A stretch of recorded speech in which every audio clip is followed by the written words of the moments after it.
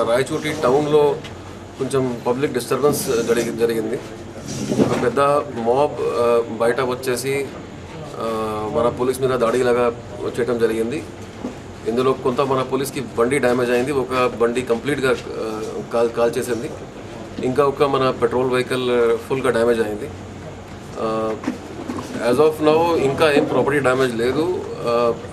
Situation కంట్రోల్లో ఉన్నాయి. నేనే ఇంకా సీనియర్ ఆఫీసర్స్ జిల్లాలో జాయింట్ కలెక్టర్ గారు కూడా కలిసి ఇక్కడ వచ్చాము, అందరి ఎడిటర్స్తో మాట్లాడాము.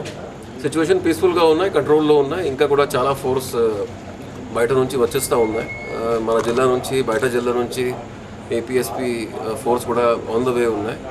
So as of now totally కంట్రోల్లో ఉన్నాయి. చూద్దాం, మనమే తర్వాత ఇది యాజ్ పర్ లా ప్రకారం మనమే యాక్షన్ తీసుకుంటాము. తర్వాత ఇది వెరిఫై చేస్తాము, ఎలా జరిగిందా మొత్తం ఇన్సిడెంట్ ఎలా జరిగిందా, ఎవరు ఏ చేశారో ఇది మన తర్వాత వెరిఫై చేస్తాం. As of now law and order మనమే కంట్రోల్ చేస్తాము, అది కంట్రోల్లో. సార్ దాడికి గల కారణాలు ఏంటి? కారణం అది క్లియర్ లేదు. మదనపల్లి కొంచెం ఘర్షణ జరిగింది ఈరోజు. అదే దాని గురించి మన వాళ్ళు కూడా కొంచెం అలర్ట్గా ఉన్నారు ఈరోజు. సో ఇది ఇన్సిడెంట్ తర్వాత ప్రేయర్స్ తర్వాత సడన్గా బయట వచ్చేసి ఇది గ్యాదరింగ్ స్టార్ట్ అయింది. అండ్ ఒకసారి గ్యాదరింగ్ స్టార్ట్ అయితే ఇది మాబ్లో అంటే ఇది కొంచెం రెస్పాన్సిబిలిటీ ఉండదు.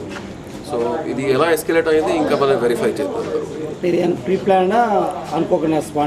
అది కూడా యాజ్ పర్ నో మన లా అండ్ ఆర్డర్ హ్యాండిల్ చేస్తున్నాము. దానికి వెనక ఏ ఉన్నాయి, ఎందుకు జరిగిందో అది మనకు తర్వాత it's a matter of investigation.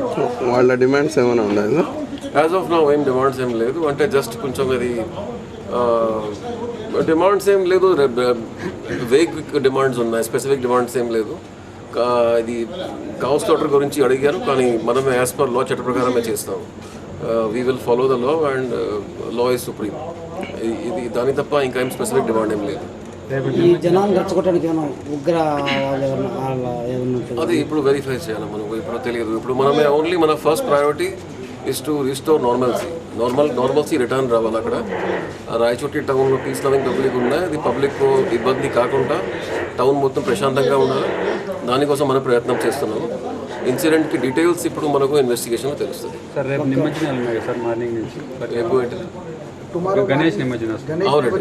అది ఉన్నది సెపరేట్గా ఉంటుంది. అది ఉంటుంది క్యారీ నార్మల్గా ఏమి యాజ్ పర్ ప్లాన్ ఉన్నాయి, అది ఉంటుంది. ఎనీవే మన చాలా సఫిషియెంట్ ఫోర్స్ వస్తుంది బయట నుంచి.